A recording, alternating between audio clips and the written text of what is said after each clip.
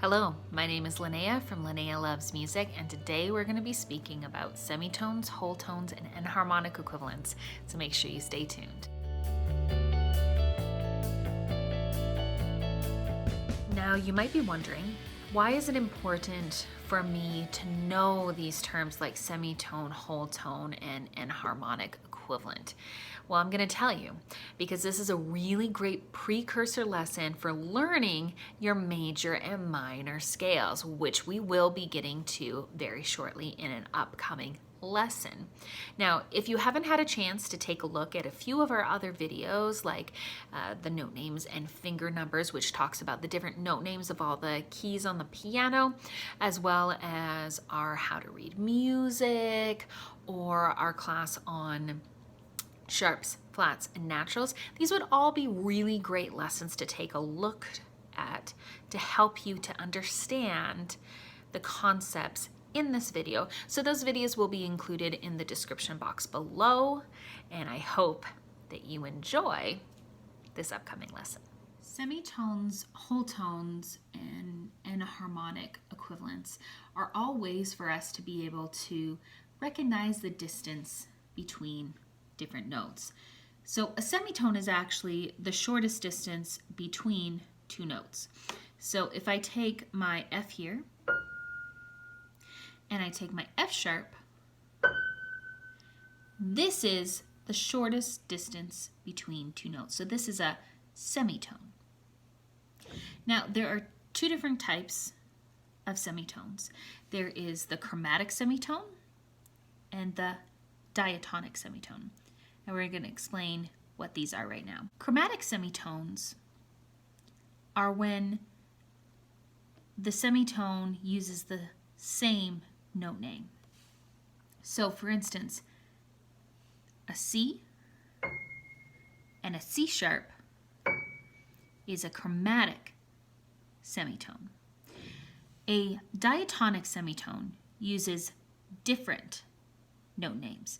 So for instance, if you're going to take the same semitone interval and instead of calling it a C and C sharp, which is a chromatic semitone, in a diatonic semitone we would call this a C and a D flat. Another example, so let's take this interval. A chromatic semitone would call this a A and an A sharp. A diatonic semitone would call this a A and a B flat. Same notes on the piano, but different note names. Let's take a look at whole tones. Whole tones are consisted of two semitones. So for instance, an F and a G would be a whole tone apart, or a C and a D would be a whole tone apart because there's one note in between those two notes. Another example would be an E and an F sharp. That is a whole tone. Now, what is a enharmonic equivalent?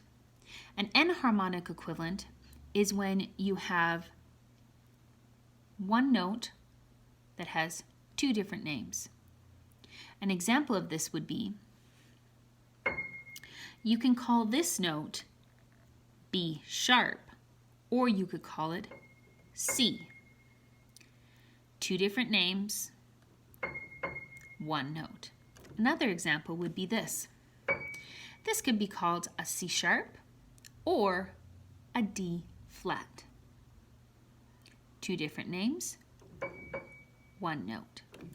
This, for instance, could be called an E sharp or an F. These are enharmonic equivalents of each other.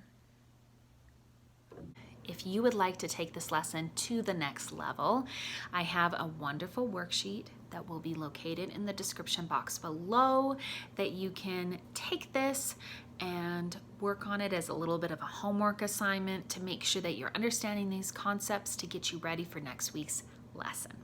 Awesome. Well, I hope you enjoyed today's very short and quick lesson on semitones, whole tones, and enharmonic equivalents, which is a wonderful precursor to next week's lesson, where we're going to be going into your major and minor scales, which is awesome because that is great foundation for learning to improvise on the piano, building up the strength in your fingers, and so many other tools as well, which we will be talking about next lesson, piano lesson. So if you have any other questions, if there's something else you'd like to learn on the piano, please make sure to leave a comment in the description box and I will make a video about it as well. If you would comment, like, subscribe, hit the bell notifications. I think that's it. All right.